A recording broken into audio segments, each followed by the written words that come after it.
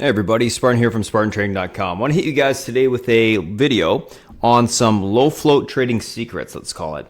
Now, I do cover all this stuff in depth in my webinars where I talk about low floats, go through low floats, how I trade them, go through how I trade, the smaller cap option type trades as well. But I want to give you guys a couple tidbits that I think can be helpful for, most people out there. Now, what we've got right now in this market is a whole bunch of, smaller stocks running. It started with the meme stocks, then it kind of went over into the small caps, EVs first. Now it's in the small caps. And now they're going after anything that's small with options traded on them. It's our job as traders to look for what section or what sector can go next, or what group of stocks can go next. So it's a good idea for yourself to build watch lists with these sectors. So build a watch list for the meme stocks, build a watch list for just low float stocks, former runners, build a watch list for smaller stocks with options traded on them that have maybe ran in the past. And then you can build a watch list for, things that may not have ran in the past, but still look good in the short term that could see continuation to the upside. What I do, and the way that I find plays before a lot of people, like for instance, I was in IVR, 350 calls, since, I don't know, we took it last week, I believe it was. I can show you right now.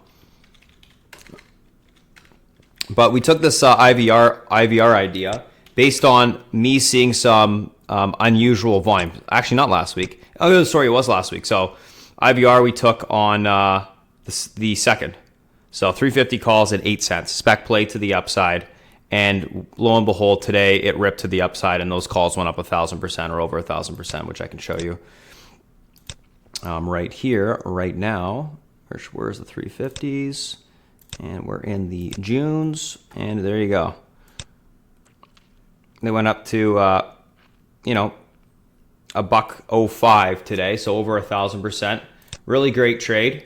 But the whole idea and the whole concept behind this was finding sectors that haven't gone before, especially ones that have traded option on it, and taking some spec plays on them. I was thinking that the money would rotate from meme stocks into the small caps as it did before, and then into the small caps with options as it did before. And the next sector I think that's probably going to, we'll see money flow into is the penny stocks. The only thing that you need to be doing is looking at your watch list to determine where the money is going to flow, and looking at the volume.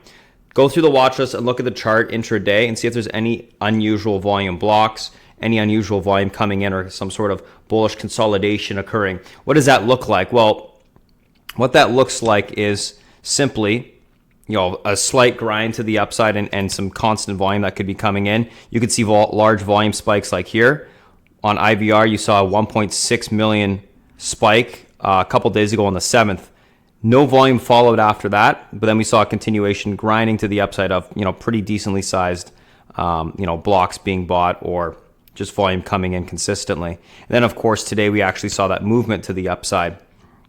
Obviously, the seller or the buyer that had, or when this large volume block came in, could have been one person. It was probably multiple because this is a 10-minute chart. We can actually look on the 1 minute.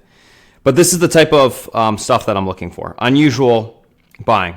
And it looks like this actually was a block that came in. Yeah, indeed it was. So if you have a scanner for blocks and you can input your watch list into that, and you can just go through that, that could speed up the process.